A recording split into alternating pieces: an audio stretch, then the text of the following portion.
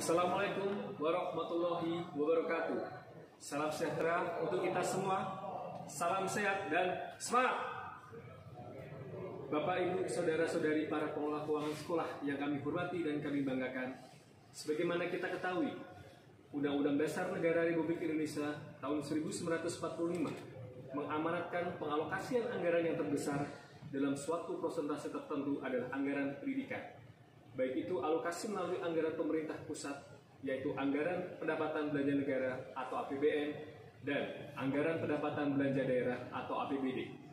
Sementara itu, dalam Undang-Undang tentang Sistem Pendidikan Nasional menyatakan pendanaan pendidikan menjadi tanggung jawab bersama antara pemerintah daerah, dan masyarakat.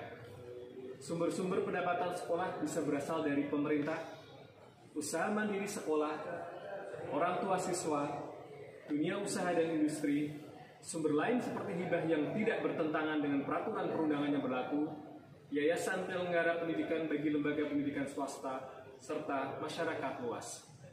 Oleh karena hal tersebut, dengan adanya beragam sumber dana yang dimiliki oleh suatu sekolah, baik dari pemerintah maupun yang bersumber dari pihak lain, maka harus dilakukan pengelolaan keuangan secara transparan dan akuntabel sebagai bentuk pertanggungjawaban sekolah atas dana yang dikelolanya dalam era keterbukaan informasi publik. Dalam hal ini, sekolah mempunyai tugas untuk mengelola keuangan berdasarkan prinsip-prinsip pengelolaan keuangan agar uang atau sumber daya yang dimiliki dapat dimanfaatkan secara optimal.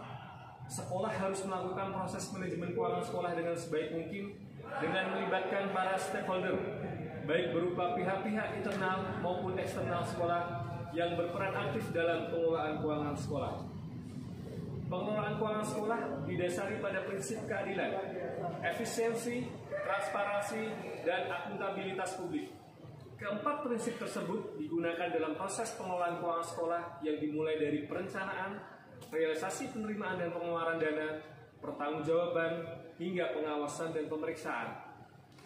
Bapak, Ibu, saudara-saudari yang saya banggakan, berkenaan dengan materi dalam pelatihan teknis pengelolaan keuangan sekolah yang akan diberikan berikut ini, yaitu dengan bertemakan akuntansi dan pertanggungjawaban sekolah, maka ini adalah suatu proses akhir dari serangkaian tahapan pengelolaan keuangan daerah pada umumnya dan sekolah pada khususnya, yang dimulai dari tahap perencanaan, pelaksanaan, kemudian penatausahaan sampai dengan pertanggungjawaban, yang endingnya nanti adalah tahapan pemeriksaan. Maka dalam materi kali ini kita akan banyak berdiskusi dan belajar bersama tentang sistem dan kebijakan akuntansi yang berlaku di Pemprov Jawa Tengah, ragam laporan pertanggungjawaban yang ada di sekolah di lingkungan Pemprov Jawa Tengah, serta kebijakan-kebijakan pengelolaan keuangan yang diterapkan pemerintah Provinsi Jawa Tengah. Besar harapan kami, setelah mempelajari materi ini, para peserta dapat bertambah wawasan dan pengetahuannya, serta lebih mengerti dan memahami tentang sistem dan kebijakan akuntansi, ragam laporan pertanggungjawaban, serta kebijakan-kebijakan pengelolaan keuangan yang berlaku di Pemprov Jawa Tengah. Hal tersebut tentunya dapat menjadi bekal yang berharga bagi kita semua dalam rangka mewujudkan pengelolaan keuangan sekolah yang transparan dan akuntabel. Dan kami ucapkan selamat belajar dan berdiskusi secara aktif sehingga tercipta proses pembelajaran yang baik dan menyenangkan. Akhir kata, wabillahi taufiq wal hidayah. Wassalamualaikum warahmatullahi wabarakatuh. Salam.